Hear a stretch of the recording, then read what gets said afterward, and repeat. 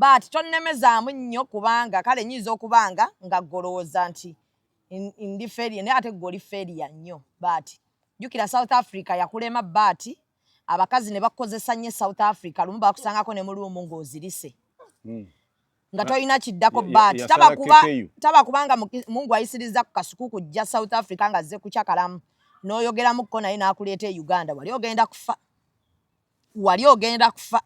bwe watuuka wano e Uganda wasula mu mmotoka emyaka ate nga nayo gy'osulamu ya muntu ate yajja nayo yafuna ano mmotoka y'omuntu mwaso bamaama ne bakukozesa kubula kufa nojja ku YouTube ne bakuteeka ku Talk and Talk team naye nako ne bwoba toliiko egenda mu maaso ne bwe bakusuula ku City Square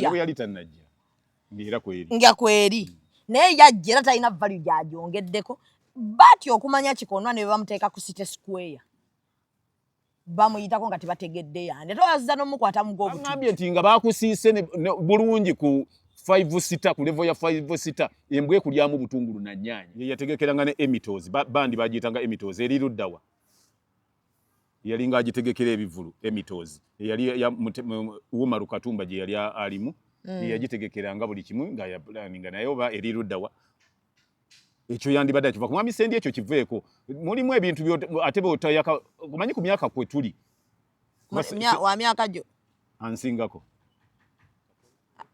tactics zengeno kukozako zonna yazijja mu Shaolin Soccer ijaje kufumya nyama nga banaiba bali kumukeba oli mutemu nafumuna naye kugenda leeta eminga nzibunya Charlie tudeno I went to British Columbia, I went to Nevada, I went to Pennsylvania, I went to Boston and came back with $10 ate mayitirivu gamususseeko ndowooza abaana owulidde beetonze olina kyogamba alina amagezi ategeere Professor we love you we are proud of you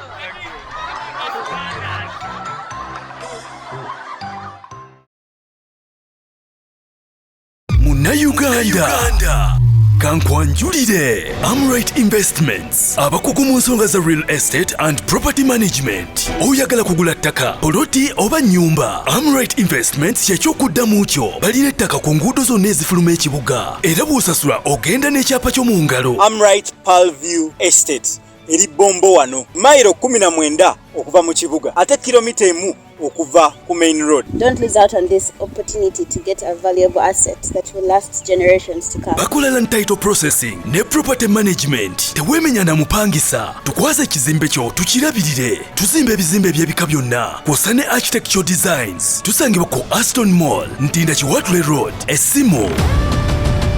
Amright Investments, prudent real estate experts.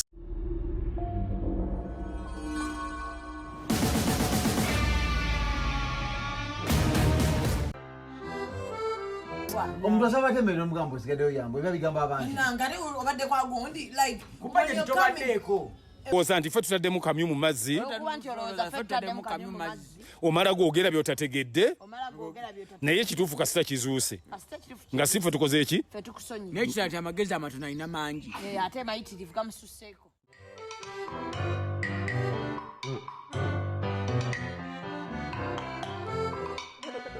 linguistic yakugoka olina kubeera kumanya nti you are proud okubeera nti nze nga ninanye ku linguistic kabangu omukugu abangula ababangufu.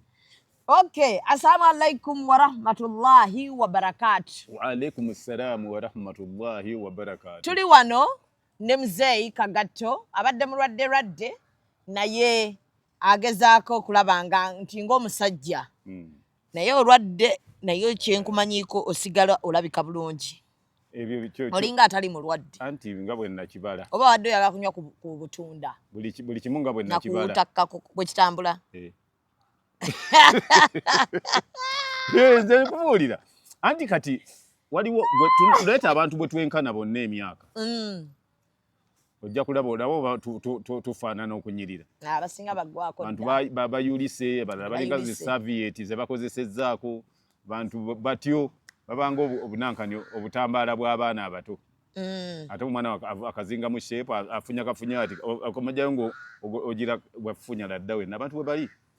So Bubbles Beauty basangibwa ku New Pioneer Mall level 4 gendawo babeere nga tebatereza olususuro bakoleko bulungi nnyo bayinawo akakuza enviiri ate bayina n'akalibido stress y'amaanyi nnyo mu ggwanga lya Uganda so oba okeetaaga kalibido ya naye n'abakazi namwe wandyagadde nnyo omusajja n'afuna akalibido n'afunamu ku maanyi temwagalira ddala bintu bitali by'amaanyi mwagala kibuli baziyita mangweno so ngenda kuza mwezi nnyawo omwezi ogujjawo gw'ekkumi Shiba Kalungi agenda kubeera Lugogo agenda kuba Lugogo gula tiketi yo nga bukyali weewala okuyimirira ku mulyango ebbanga ddene kubanga kigenda kuba kikambwe kigenda kuba tekibangawo wano e Uganda akiyita kiggweso kigenda kutokota nga si kisaanikire ennaku z'omwezi nga nnya Shiba Kalungi agenda kuba nga ate abawaamu amala agenda awummulemu otegedde embere so n'olw'ensonga eddakiika nga 2-3 kansooke empisewo kano mukulikayo mu Hijab Nation mwebale kubeerawo njagala okutegeeza muzeeyi Sofa muwalawo wa mukisa onawo okimanyi bagamba nti kakerenda kava ku lubaya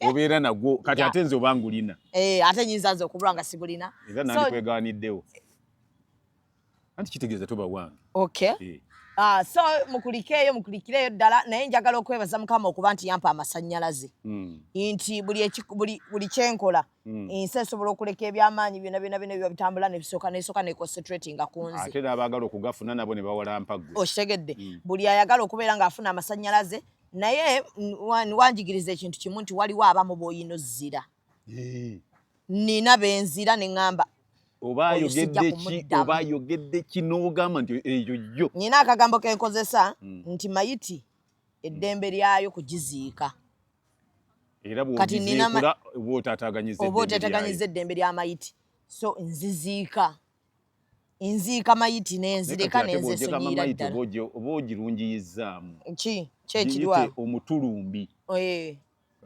omutulumbi eddembe lya omutulumbi eddembe lyagwo omuntu bw'ozize ng'afudde taba muntu omanyi ensolo bw'efa guba mutulumbi kati oyo gw'ozize aba avudde mu kuba omuntu nga mutulumbi bakuzira ng'omanya woogwa n'omuziika ate ono tannasasula ate nanga bwaki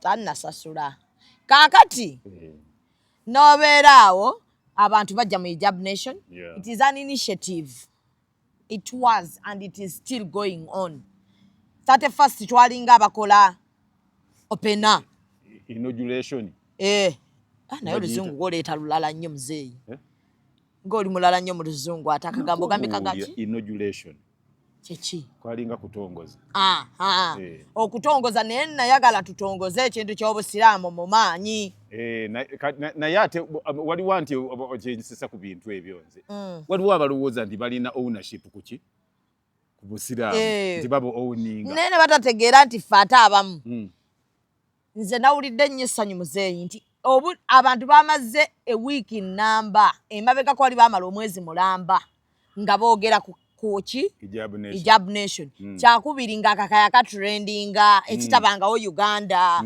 akakaya katrendinze abaana ab'ebikirya kati bali proud asobola okuyimirira n'ayogera mu bantu asobola okuyimirira ne yeewolereza ekitabaddeewo bw'aba atambula n'awabaawo embeera eriwembi bagamba nti musooke muleko naayite wayambadde bwati ekyano ne baba baagala kumumanyiira kati asobola okuyimirira ne yedefendinga asobola okugamba nti mukwano oba yalanzijeko akakaya kange kite ekirala nali abantu baali bagamba amanyi abakazi abasiraamu ba wansi ba mu biyungu biki tebalina kibasaba batrendinze wiiki nnamba n'atasobola kwogera yaboogeddeko yabadde ayogera kakaaya kati ate tugenda kitambuza muzeeyi region ku region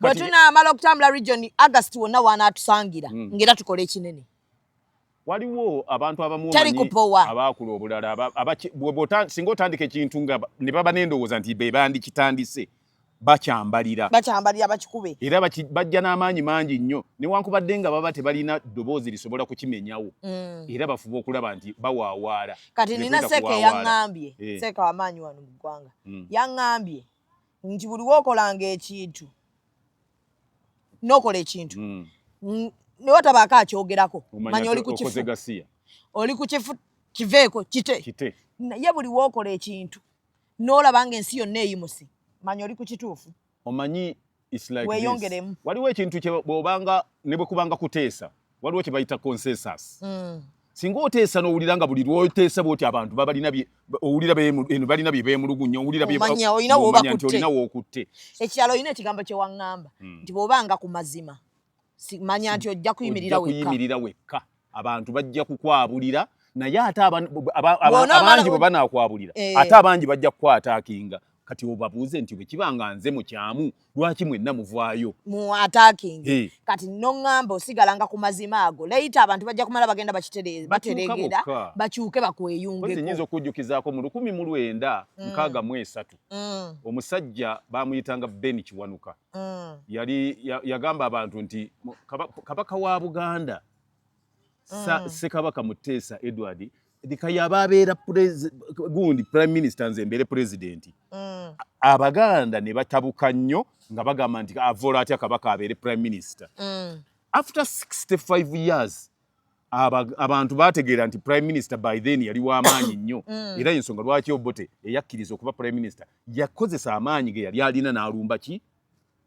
Muteesa president kuba president wandimulumbye era nga gwe prime minister kati Nabbanja ayinza okera kumaja nti alumbye Museveni gyali olwaleero naye luli amaanyi gaali muki mu prime minister nga gundi yabeeranga gundi yali beeranga wa mikolo yali nga ceremonial president nga gundi yali executive era bwekityo ne kiri nti bw'omanyanga ekintu we kiri abantu bategeera luvannyuma manya nti okutegeera si kwa buli omu ate abantu abo boolaba abamu bawaawaala lwakuba nti bawulidde ne gundi ayogedde nti ze siyogere bandwagon effect kakati abo be bagoberera kadodi bw'owuliranga oliaga hajaba ojera oti njagala kubuulira kino nawuliddeko banagamba ate mpalampi nawuliddeko omusajja omu nga naye agamba nti Seeka aliwa yabadde agamba mbu byewakoze hijab nation yabali haramu simanya nga gundi zikwata ati kati muzeeyi kankiddemu ne wano nga naye wooli nagamba abantu mu vidiyo zange zonna target audience yange si yammwe already abaliyo abamanyi bote musobola okuzambala fe tetuli perfect wabula tusaba Allah mu nteekateeka zino ze tulimu ne mu kubeera nga tutereeza mu lugendo lwaffe luno olw'okuba nga tuteeka hijab nation naffe atukyusizeemu tetwabagambako nti abategeka tuli perfect tetwabagambako nti tuli b'amaanyi nnyo ate mmwe yefe bamanya abasembayo wabula tutegeka kino olw'obulumi bwe tuyiseemu n'okulaba embeera n'abaana betwogeddeko nabo abo kati abatana okujja mu mizikiti abatana okujja mu ddarasa ez'enjawulo nga bagamba bajja tugobayo bajja tugira naffe tubeeko we tukuŋŋaanira wabula abasobola okwagala okututereeza nga baseeka ab'enjawulo bashekatsi ab'enjawulo abagamba batusange eno batutereeze tusobole okudda tusobole okutuuka bo we Mungu yabatuusa naye Mungu akebera nniya muzeeyi Mungu akebera nniya zaffe kyova olaba tuganye nti ne mutukuba tuganye tulemeddeko kubanga enniya zaffe eri Mungu ziri pure kati tetuyina mu baana Adamu olaba munyiiza Mungu gwe mumanyi nti asobola okuwa omukka yasaana enkya okunyiga eppeesa erigamba nti kakutte yasobola okukola biki naye mumunyiiza olwo ffe bannammwe baana Adamu bannammwe ne Nabbi Muhammad sallallahu alaihi wasallam yava e Makka n'agenda e Madiina tuyita hijira gw'olowooza nti lwakuba nti abantu baali bamwagala naye bwe muba mwalinga mumulabako ne bamujemera ne bamuvuma ne bamuvoola kakati gwe gwani Shamimu gwe bataji gwani era njagala okubakakasa nti mwannyongedde amaanyi ate nno kati kankubulire era ng'endera ddala mu maaso n'ekintu kya hijab nation ye ne bwe naasigala bwomu ngenda sigala bwomu n'abo bwennyini ababadde bagalangatana bajja kweyungako naye nga mu byonna twakoze ekintu ky'obusiraamu nga kiri mega nga kiri organized bulungi nnyo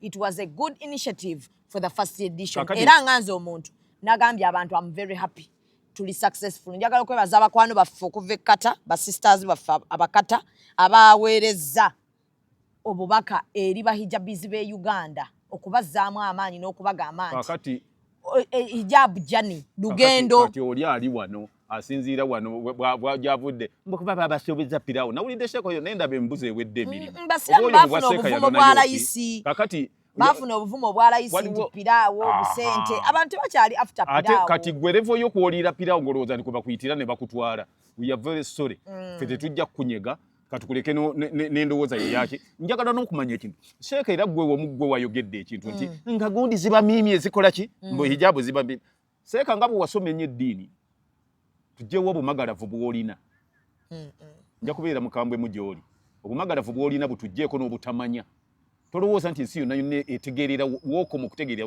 weetegeerera njagala ondeetere mu Qur'ani ebipimo Katonda bye yagamba nti bino shariya n'abanga ya kipimo gundi tulyoke tulabe nti bano ze bayambadde zabadde tezituuka kipimo gwe kyotugamba nekirala muzeeyi abantu be twayise era baali nga bagamba for the start it is okay nze nabadde musanyufu ti abantu be nayise for the start it is okay bwe bayambadde hijab lugendo kifenna wetuli siwe twatandikira ate era wetuli siwe tulina okubeera wabula tukyagenda kutwala gema abaana tebabatwala lumu bonna bagema mu ggwanga ne baggwayo naye leero bakyatwala abaana okukola ki ate bw'omugema akasooka si ekkomo siri eriba ekkomo ate kyakubiri Sheeko nga kuba mpulira ekigambo Sheeko nze nkiwa ekitiibwa kya waggulu nnyo nenhonalinga abo bonna be bayita bamasheeka naye ate bw'okuvaamu ebigambo ebiringa ebyo waliwo olunaku lwonna omuwalimu lwagenda okusomesa ate abantu abaasomedda be baatikkira oba asomesa bagenda kutandika kuyiga kintu kansooke mpiseeko kano muzeeyi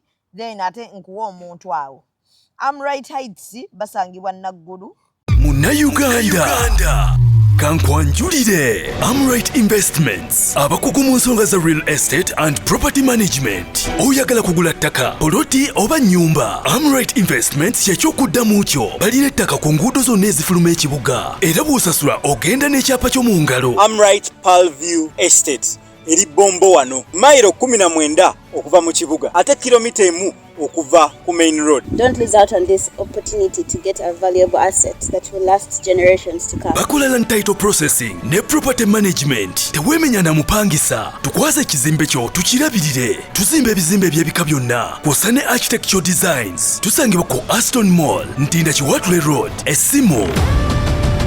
Amrite Investments, prudent real estate experts. Okay, kana kankayiseewo Amrite Investments bagula amataka batunda amataka asobola okujja n'ogamba kanzi ono kamukole ki nsagala kuzimba nnyumba yange kwasaba Amrite aya ne babeera nga bakuzimbira ennyumba yo ne bagikuwa nga bakuwa bisumuluzo gwe n'ogenda ate n'oteka mu butesi furniture ne weeyagala basobola n'okusololezaako abapangisa ab'emputtu kwegamba property bagimanaginga ne babeera nga tobonaabona nnyo manya abapangisa tulina emputtu so ninawo omuvubuka wano Kikonwa gwe nalabye nga naye ayagala muwa amasannyalaze nali namuzira naye kanga muwe bamuyita Badru gwe tomumanyi kuba ensi temumanyi manyi bategeera kati tomumanyi nze mmumanyi bamuyita Badru azze ebbanga nga nkubira tukole nga ndi busy kati ndowooza n'akitwala nga kiri emotion manyi tulina engeri egamba wano nti bw'obanga oyogedde ku muti tolemezaamu nnyo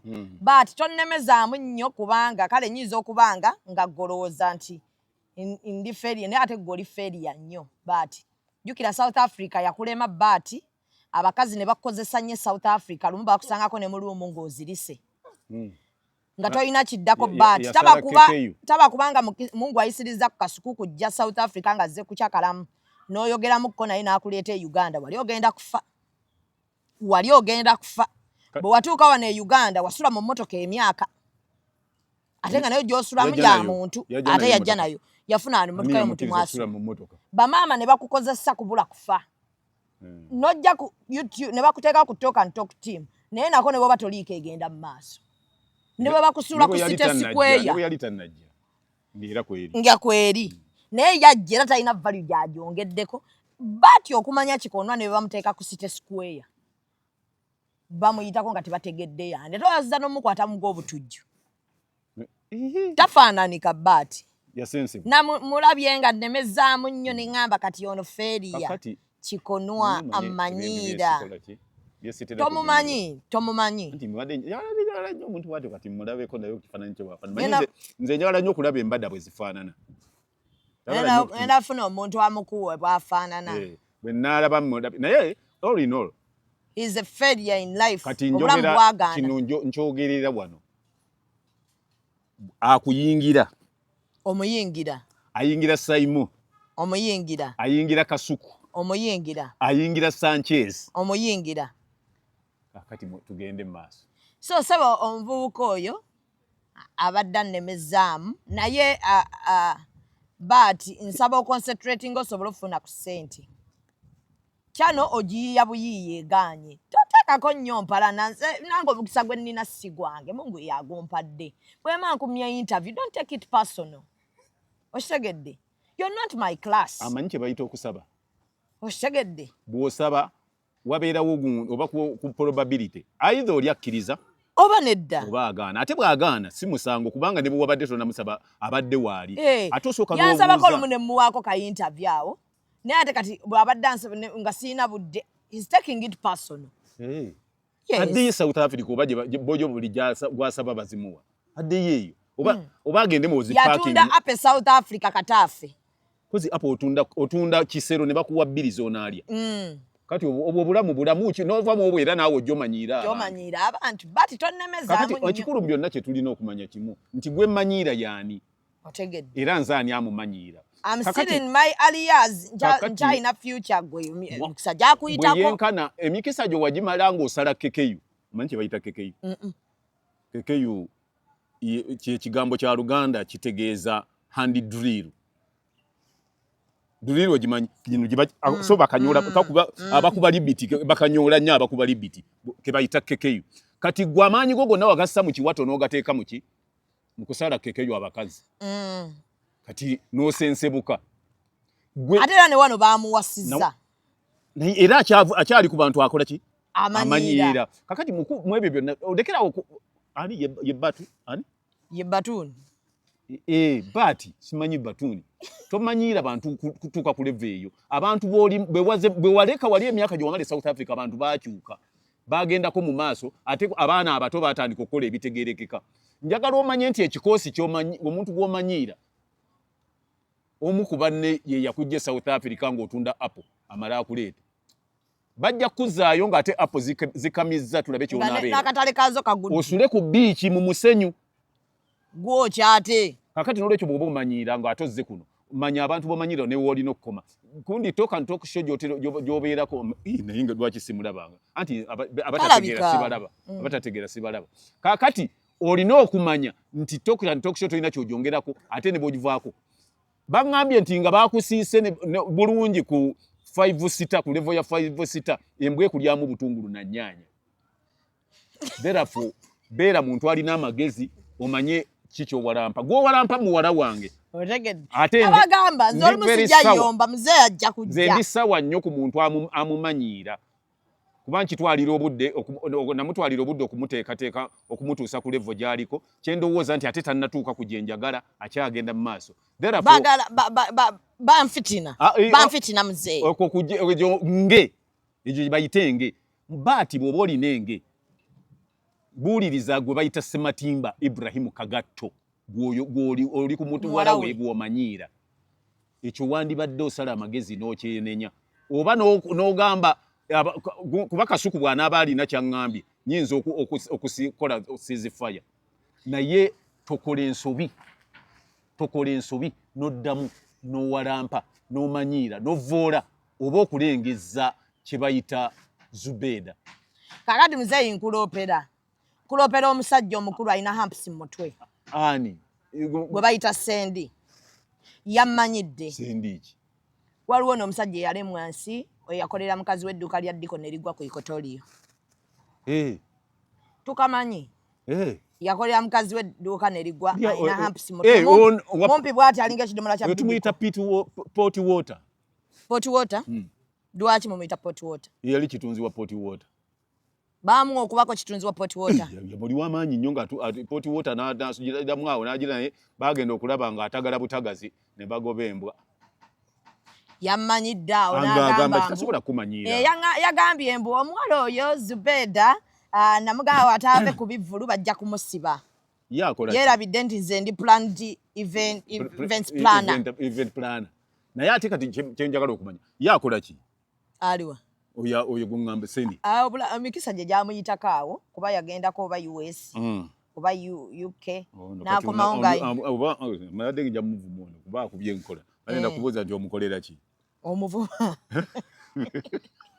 Naye ate siikwonoone bwe naavuma buli kiramu. Anti eno Uganda yonna yabalalu. Yabalalu naye ate mulimu abalamulamumu ku balalu abo.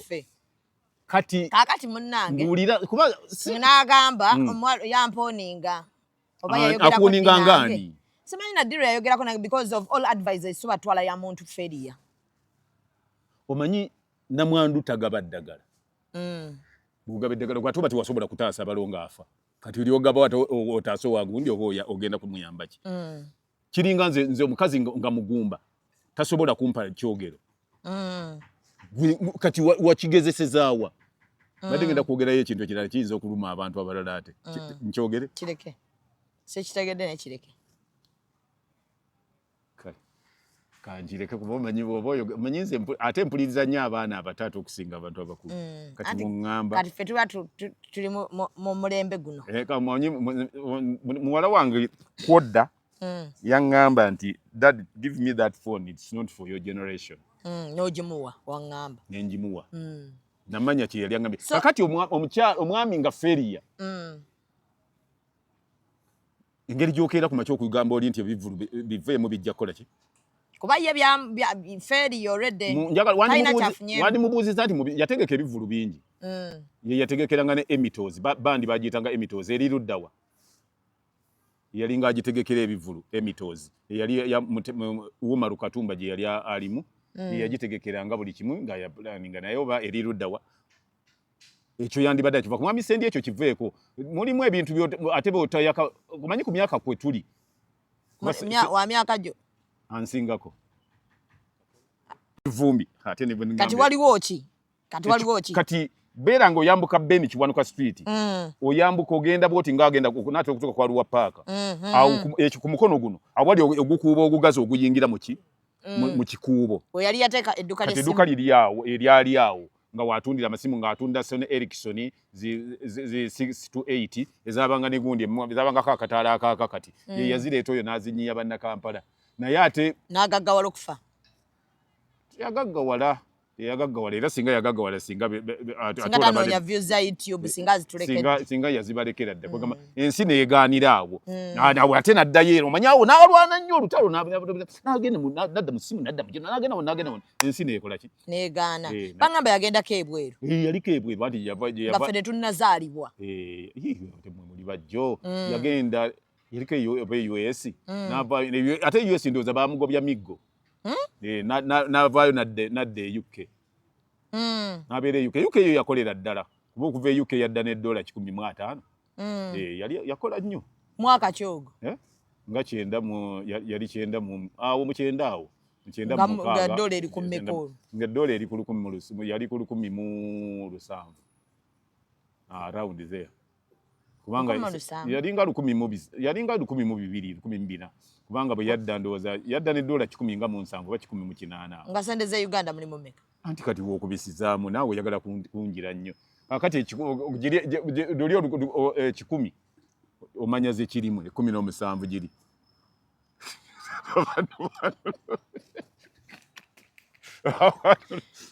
So bangambye Sendi sadist.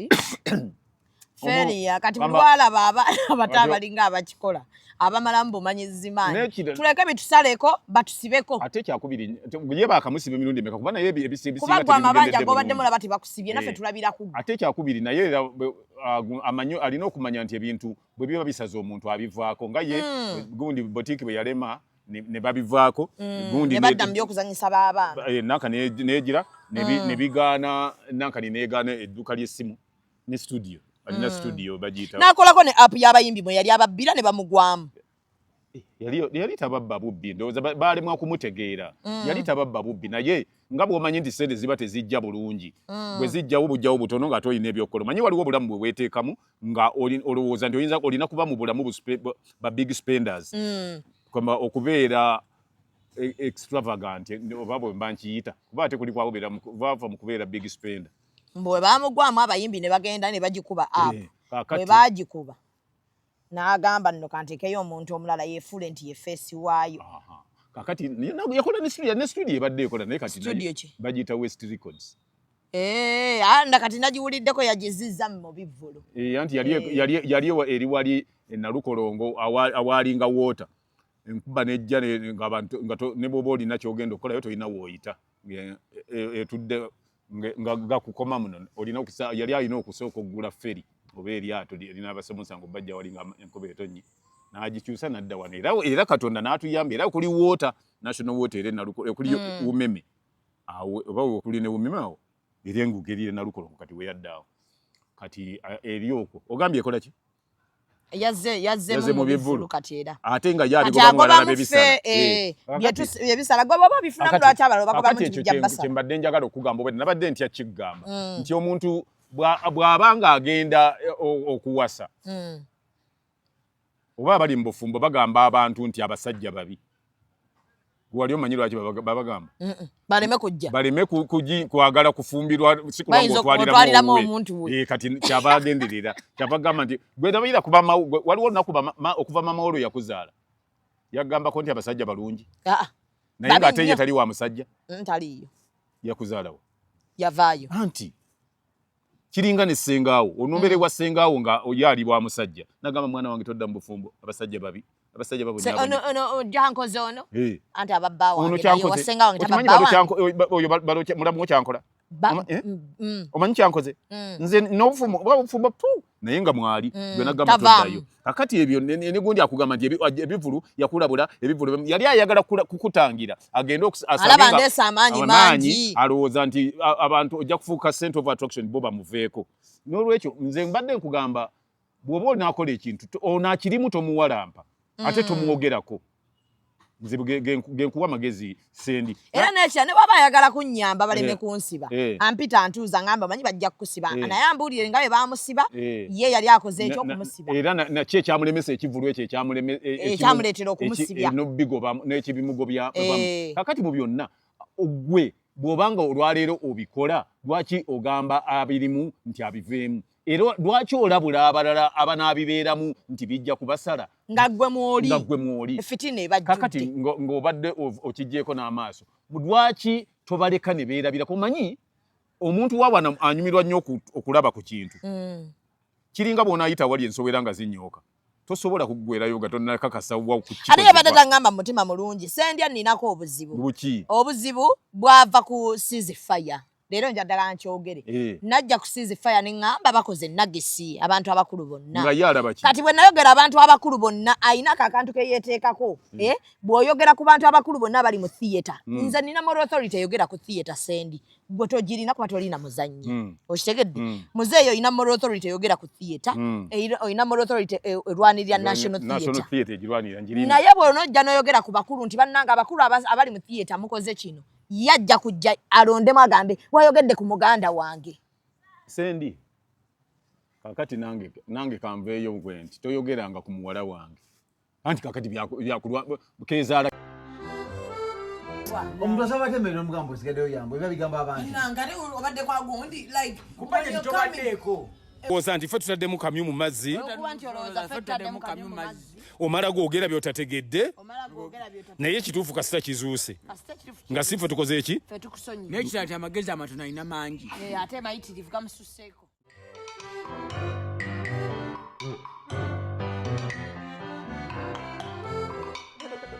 kekomberera oli bwaba ayogera ku muganda we sendi ojja kufuna ebizibu bw'ona agenda n'obuukira amwogeddeko lwa nsonga emu nti gwe totambula na muganda wo ate muganda wo ye ali mu ati kati ati gwalimu bw'abanga ayogera ku muganda wo ayogera ku lwa ati nze ndowooza nti gwe bivuddeko n'otanyiga kigambo wandikirese wandibadde osingako lwa nsonga nti ono akyogerako ng'alina enkizo n'obuyinza okwogera ku ekyo ekintu nze kati singa omuntu ayogera ku muganda wange bwenja kamba mukyamu naye okuva lwe watandise mukulu munnange nti naawe kati ayogera ku muganda wo tuvengayo ate ayogera ku mwana nja kuviirayo ddala singa ojjanga mutabani wo blaza ow'emulago bali mu kkuba basawo nti bakoze omulimu gwabwe obyemulago lwaki ojja n'oloobolamu nti mwogedde ku mutabani wange kakati omulimu gwakoleddwa bubi nekirala sendi mpozi kankubuli kuba oli mukulu munnange muganda wo bw'abanga nga boogerera ku gundi maganda bomwali saako gy'alimu nga gye boogerako kati gwe ate tolumba agyogerako genda oyite muganda wo omugambe nti omanyi nawulidde abantu boogera bwe bati ku gundi yammwe ku fraternite yammwe kuba sendi akajanja kalina ne booba oyogedde ku theatre nga tomenye linnya lya Uncle Benon oyo gwolaba ajja ne yeeteesaawo naga yayogedde ku muganda wange tujjeeko akajanja ate okwo kuwalampa sendi towalampa nnyo bantu bw'onaawalampa kijja kuyitawo abantu bajja kutuuka ekiseera abantu tebokwogerera bulungi abasinga obungi lwakubuukira oluukira kati bw'obanga bawogera ku muganda waliwo ekisu omanyika nkubuulire kino bw'obanga omuntu oyagala omuntu okumujja mu mbeera yogera ku mwana we bw'obanga oyagala okubaako ekibintu ky'ofuna yogera ku mukyala w'omuntu oba omwana we kakati n'olwekyo ssebo bw'obanga oyagala kulaba ngeri ono gy'onaamwogerako bulungi sooka oyingire ati omubeeremu omanye obulumi bwe tuyitamu nga ffe bagenda okwogera kwa mukyusa oba kwamuunuuna nga naawe kikukwatako naye bw'onaavaayo ng'owalampira eri bbali kiyinza okukola obubi kakati nga bwe watandise ebivvulu gwe bwe baba boogera ku bakola ebivvulu yaka koleera ng'omuliro gw'ekyanda oyaka ennyonnyonnyo naye bwe kiba ekyo ojja kubunirako bakuyita kubunira abunireko kusirika mba nkozeseza kigambo kizito kiba kya luganda olw'amaanyi kakati n'olwekyo ebintu ebimu gwe bw'olaba nga waliwo ayogera ku ati nti bagende bati abantu bakulembera ati bakoze bati gwe kye bayita buniza seka buniza ogira oleme kwongerako bw'olyongerako abantu tujja kukulaba bubi kuba mulimu naffe abakumanye nnyo nga tutambudde ffenna okuva gye twava bajja gamba nti mukulu munnaffe ate ali kuki omanye abantu bajja kukuvuma ate nga wandibadde oweesonyiwa ate sebo oyo gwolaba ayagala n'akwogerako n'akujolonga naye bw'omwogerako oba omuntu omulala n'akukyaza nga yakuvulumize n'omulala n'akukyaza n'oyogera ku sendi ng'omuddamu ng'ate akubira eyakukyazizza ng'amutiisatiisa kati wano nga bwe tuwogera agenda kukubira nti tewali kati nze antya naawe akutya kakati nanti nze ne bw'atantya nze tantya tujja tuwogera naye nze nakugamba nti bwe mba njogera ekintu nga njogera mazima ne bwe tusisinkana nkiddamu so bw'anaabaako wonna oba nkubidde baki nsobola okuddamu ebigambo bye njogedde nga waali wabula mpozi ensobi ate gy'otakola ate kusinziira w'osinzidde n'oyagala okole okumbuukira awo mmanyi nnyo okuvaayo olw'enzira nzira nnyo n'enzija n'emirandira so wano oli ku starters nga bw'onaaba ogenda okulya n'osooka owuuta ku mushroom soup n'okufuna ka pudding singa akuddamu gundi zirinnya level ejja kulinnya so Uncle Sandy ndeka ntrayingeko mu myaka gyange gino egy'okufuna ssente naawe nga bwe wagezaako ate nga era akyakoze eki nga leero okyagezaako kati engabo okyagirumizza mannyo kyendowooza nti si kibi okusigala ng'okyakola ki so Uncle Sandy tonnemezaamu nnyo saagala nnyo olowooze nti amanyi bw'onyigiriza ennyo ennyindo ogireeta omusaayi basooka kumanyiira mwami wange bwe nabatwalamu omukowo bamumanyi mukolo ne ŋŋamba nga Sizala kankulekeyo omanyi famire ne ŋŋamba abantu banaagamba famire taata ayomba ne n'omuwala ayomba kambeetwaliremu naffe tugende kuba nze nange gwe nkumanyi n'omukyala mumanyi tugende mwawo naye mbadde ŋŋamba tugende mwawo oba tumuleke nga bwe tuli ku starter atuddemu bw'atuddamu tumulage kuba ekirungi ate eno famire ndalamu kakati ojja kuwulirawo bukaawumu tukambaggamuuko eno famire endala kati n'ekirala njala otegeeza abantu bonna adde bawoza abasiraamu banvuddeyo ne bavuma Shamimu ndi musiraamu nkiddamu ndi mukazi musiraamu nina moral authority ekolera ekintu kyonna obusiraamu nina moral authority erwanirira obusiraamu bwange so tewali agenda kumumalamu maanyi ekyo nkiddamu teri agenda kumumalamu maanyi nakino teri agenda kulowooza nti ngenda kupowa nakino njagalira abantu ffenna abali mu busiraamu ntwala omukiso okibulira abamu abatakimanyi owa sanctuary view juice nti teriyo muntu avunanyizibwa ku busiraamu nti bubwe abulinako bwannannyini n'olwekyo omuntu kyonna kyakola akikola lwa busiraamu teri yakikola kubusaanyaawo nekyo wabadde okola gwe toyitangako bantu nti ogenda kusomesa obusiraamu paka ku maximum gwe wabadde olina kukola ekyo wonkoma okumanya kubanga Katonda atugamba okuwa ku bantu okumanya kwaffe okwo kwolina nekyo nyinza n'okuba nabadde sigenda kubawa kumanya naye nga nsobola okuteekamu amaanyi abasobola okumanya ne babawa because kyenakoze wabanga ali abali perfect namwe mukikole geemaanyi ago ag'obusiraamu buli omu asobola okukola mu ntegeera ye ate ffenna tusigala tusanyusa waliwo era gwe nawulidde avulungutana ng'avulungutanira ddala bulungi nnyo nti obusiraamu tebukkiriza mataali nti haramu ddayo gye wasomera omanye abamu bwe obusiraamu mwabusomera Amerika kati eddiini mwagisomera Amerika kati balowooza nti yenkola entuufu ate abalala basomye nga basoma ebitabo versions ze bazzeemu mwenna abagenda bawaawaala nja kuyita kuwaawaala nga mugamba nti be bakoze ijaabu byabadde bya kiki ate abaleekaana tebaabaddeyo njagala omanye nti teriiyo nabbi lwe yali ng'asomesa n'avuma baasomesa nga babadde bye bakola bikyamu ababuulira bubuulizi kituufu bwe n'abalabye abantu emiswa gibeereeze nti muli baakabi nnyo waliwo akawala ke nnalabye kaveeko naggambye mayiti enyuma eddembe lyayo ate naddala nga nze manyi mayiti efudde amazzi gye nsinga obutaagala kusemberera so eddembe lyayo kugizika tulina bwe tutagenda wa masannyalaze so n'olw'ensonga eyo muzeeyi njagala okubikira omuddusi w'emisindi gwe baayokyeza acid boyfriend afudde Rebecca Cheptegei omuwala omuwala abasajja awo we bali kati webatuuse bookya naye nze balu n'akigezaako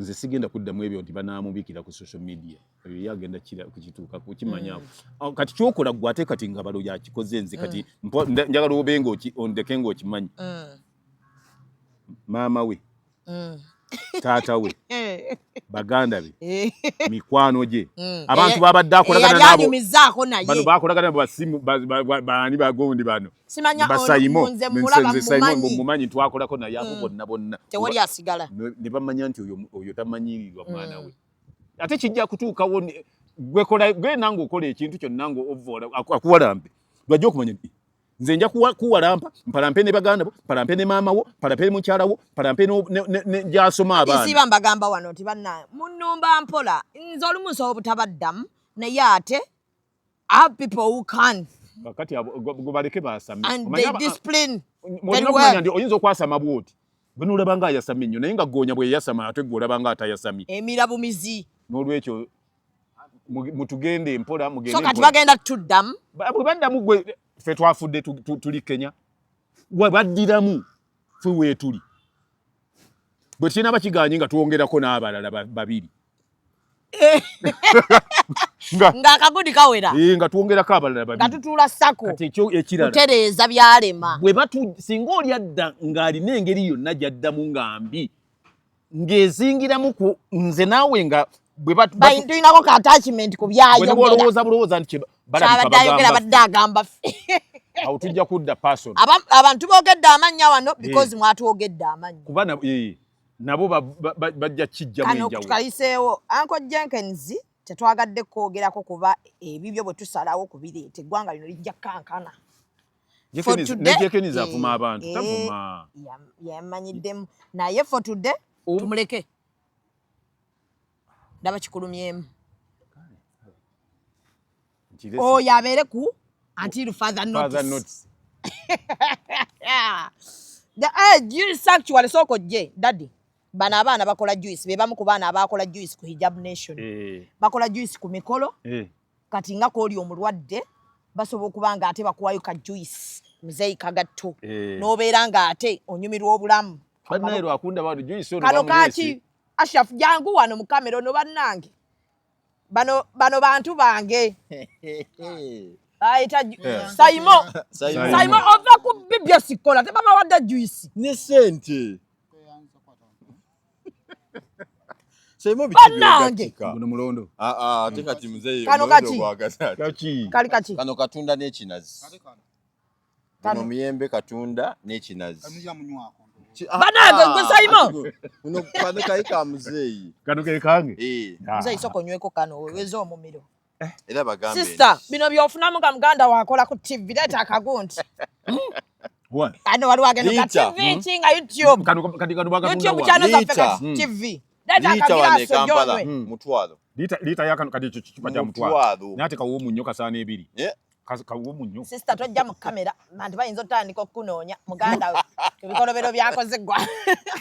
What?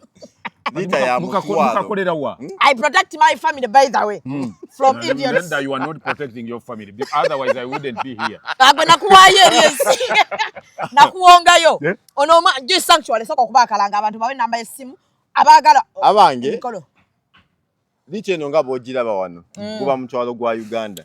Nemuze kati gwe waka ebya transport twesotinga gwe kinyini omusasula nga bokalaba wano mzee gwe ogambika kuomedde nnyo n'omutwalo otuwa n'ebiri otuwa nze nali kaguze n'ebiri nga mbadde ngula kagule ogina mu ebiri nze wadde olukumisirina naye ngamba nali kaguze ebiri manyi waliwo ekintu kyensobola okukola ki kyenjogera nga njogera mazima ku mikolo kati nga bwe natuuse mugundi mu China town wagenzeyo nalabyeyo naye obukadde buli kutuusa waguze poloti teziriimu muli ekitaliimu poloti yokka n'amatooke naye bisigaddemu ebiri kati juice ono subulamu bantu ulira akola juice bagamba ne bannanga basiru kati Munnayuganda kankwanjulire Amright Investments abakugu mu nsonga za real estate and property management. Oyagala kugula ttaka poloti oba nnyumba, Amright Investments yakyokuddamu kyo. Balina ettaka ku nguudo zonna ezifuluma ekibuga era bw'osasula ogenda n'ekyapa ky'omu ngalo. Amright Palview Estate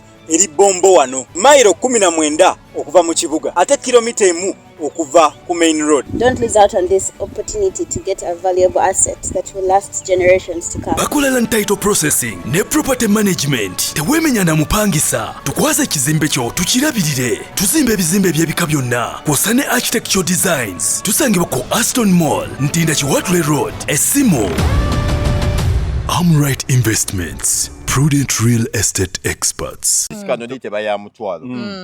Mama yazze tanyodde kintu kyonna lite baya ne katoka malamba nino katwalira mama bwe nakanywa kana kuyisa bubi kintu twali kitadde ama mbadde magamba kazemu Simon kazemu mama wa anyodde buli kintu akimaze ku nsi Simon aliddeko kyali nze nywedde ate mama wa omwagazaaki kamaleyo wamamalayo tugende amamala mkyamalayo lita ya mutwalo e Kampala wano ku mikolo tukola bakola setups ku mikolo bana abana ono mwana designinga setup ya juice notatimba gw'omukolo guleka omugola ayita mu juice gamba nti bw'oba waleese yakola emikolo abatimba ono n'ajja okukola akantu kaka setup ka juice omugole ayita muli nga mubijjawo nga mukozesa kano mumutuuza wano mukozesa juice sanctuary konkawulidde okawulidde lite baya mutwalo 0700 62 40 83 oyayitira kwe mtn oyayitira kwe Airtel bw'ogisoma mu Luganda eva etya eri noti musanvu noti mukaaga mu bbiri ana kinaana mu ssatu ng'ofuna juice ow'ekinazi oba emiyembe oba osiga kyonna mwana ali e Bulaaya ngamba ali mu Kiyumba ngamba ali mu UK ngamba ali wa bamama babawadde juice agenda okubatta juice sanctuary bw'oba otumya bakoye delivery batwalire mama wo batwalire blaza bano obwadde bungi ennaku zi abantu beetaaga soda ono juice temuli mu acid konna temuli mu bino birungo olaba bw'owagina emyaka tonnakolola ate nno tomanyiira kutuuka awo emyaka gyange oyinza okulowooza nti nze singa kitaawo obukulu nedda okimanyi juice ono abakubamu acid senga muzeeyo akola kyabadde akuze nnyo kubanga nkuze nnyo nina kolola bukolozi nkukuliridde ensi Olwakajuisi kakuwadde. Kajuisi ak'omutwalo ke kangu. Kamudize. Akaze mukazi. Kamudize naye embeera nga mpi olokaza. Tuze wali nga tukiryaga onganya lebula kota. Naye wanfuna nnyo muzeeyi. Kasigale twasa masinga olya. Nani? Kati kembadde sinajja mbadde tumaze banga kinga tondaba. Ndowooza mbadde abaana mbaleeta mugundi na bali eyo. Mu Hijabu Nation yamaze mwezi ng'eriwo eryawo gye babadde balya. Obolooza ndi kati okumanya juice bwawo mantandikidde kuwona. Bisanga bintu byakummanyiira. Wabula kati dayovume mama. Oyo yage mugambe ndi musiruwala nnyo juice wamuwulidde gwe nakuleetedde. Atula afumbe ku lwa sanctuary. Bana ono juice akukuumira mu bufu. Oya mutwala yenna. Nze musabye. Bali wamadde simanyi nti nno aliko envumbo.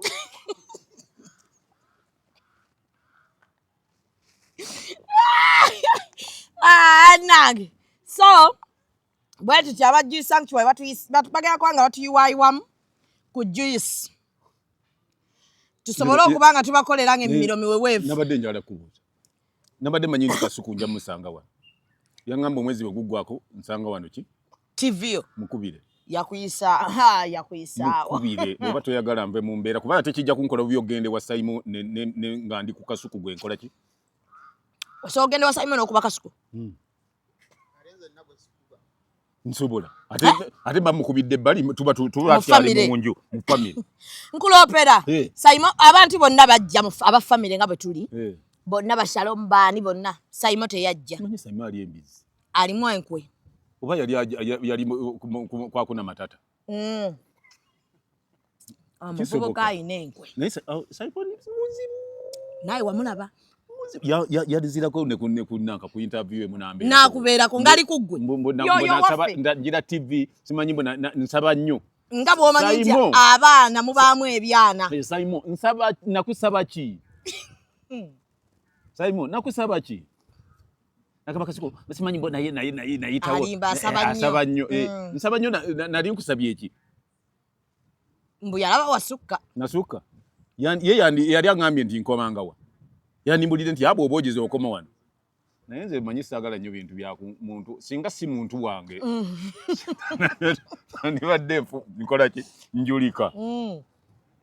So Kasuku agenda kuwa TV abadde mulwadde. Nga yawe. Kasuku nga yawona. Yawona enzijano nga mulwadde naawona. Tubadde mukuddaabiriza balina omwana gwe bamulekera. Tamale bwe yafa yamulekera omwana. Tamale? Tamale ki? Tamale yafa senior. Mirundi. Yalekera Kasuku omwana. Ye mukulu wa Tamale. Okumulekera abaana. Yamulekera omwana. Nati kati Tamale yafa luvannyuma nga ze TV yaginsuubiza. Dakati ebyo tebiba tebinkwatako. Alina genda gundi nga ebintu nga byagenda bidiringana. Asooke kya TV yaliyokadde ku mwana. Aliyokadde no ku baana bakamuleetera. Ate aleme kunfuula atalina magezi. Mukubireko nze njogere naye. Omanyi n'omuti omutya. You're taking it personal. He's my brother. Anti kati bw'okibanga brother ate taata yagamba bakubire brother okuba bukubi simu. Agenda kuwa TV. Uyangamba mwezi nga kugwako tuli mulala guguno tukugenze mna kummeka. Nda kuyagamba mwezi ki si July. Wedde. Yagamba no August yaweddeko. Ona yakayitako. Emmeka. Idako tuve mu kivulu. Ekyani. Ekyani. Walwawe ebivuluvulu byalimu byabaza. Nedda ssebo. Nze ebyo byonna byonna bizeru vanyuma nga nze yantegeka wodde. Ate tuleme kubeera nga gye mmanja bubanzi. Ekyo tebakikola bwe batya ate. Nereka kubanja nnyo naawe. Abanja nnyo muzeeyi. Nze nzijukiza bujjukiza. Otama. Ntama. Ojjongo beewuwo. Nanti ntama. Yongerako wano. Banani. Simon leta bakwongereko wamma. Wazefiira wano. Wabula jago kamera eno. Aruwa. Kyewavudo ng'ofukumudde bubiri n'obuyiwayo ng'olinga ayiwawa ogamba wazoolidde. Anange. Nsooka omalemu ako muzeeyi teweemanyiza kuba na mululu ku myaka gyo. Kyokama nti kugamba nti nyongerako ow'omululu yandibadde afukumuzi n'ajjuza n'akola ki. Malamu ako. Naye nno naawe singa waguze bigule singa ndowooza by'oyogera. Wamma musiibe bulungi mweraba. Subscribe, comment and share. Please share the link.